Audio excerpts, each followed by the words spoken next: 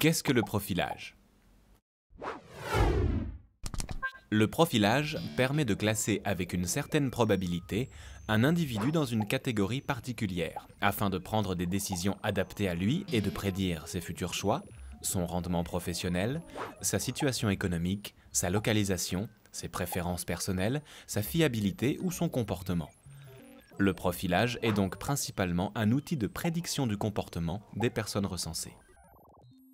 Lorsque l'on parle d'une entreprise ou d'une administration qui a recours au profilage, cela signifie qu'elle adapte ses interactions avec les individus aux données personnelles qu'elle a rassemblées sur eux.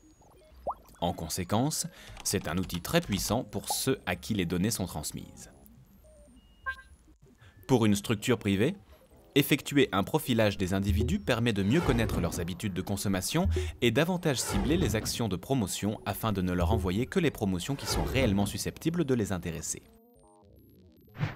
Pour une structure publique, le profilage présente également des intérêts. C'est le cas pour les États, à des fins de sécurité publique, de surveillance et de renseignement.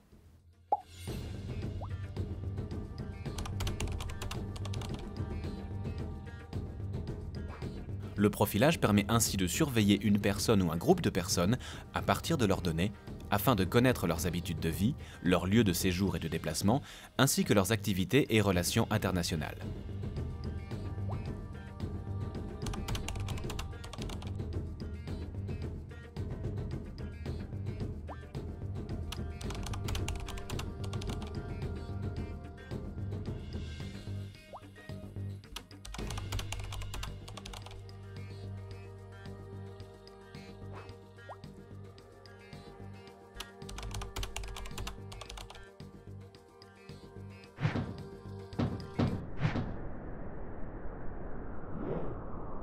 La question du profilage est l'un des enjeux principaux de la protection des données personnelles, car il représente un outil puissant.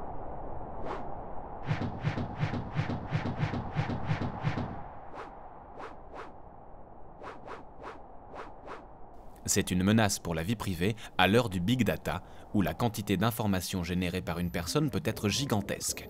Comme par exemple grâce aux cartes de fidélité qui permettent de connaître votre consommation et vos déplacements, ou grâce aux cookies de navigation sur Internet. Pour protéger les citoyens, il est crucial que le profilage soit très strictement encadré par la loi et entouré de garanties protégeant les lois des personnes profilées.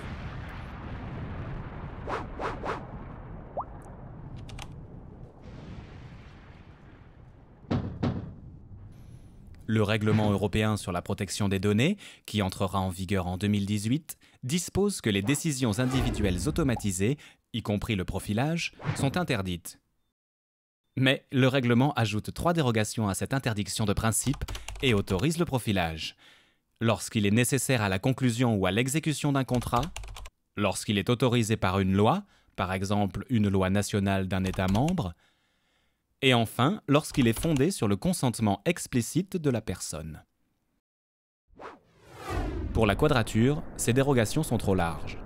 Elles permettent des discriminations lors de la conclusion de contrats, par exemple avec des banques ou des assurances, ou lors de recrutement. Elles permettent des risques d'abus lors du fichage institutionnel des individus, principalement en matière pénale. Enfin, la dérogation en présence de consentement explicite n'est pas suffisante. Le consentement doit aussi être libre pour éviter toutes sortes de biais et de pressions lors de la réalisation d'un contrat.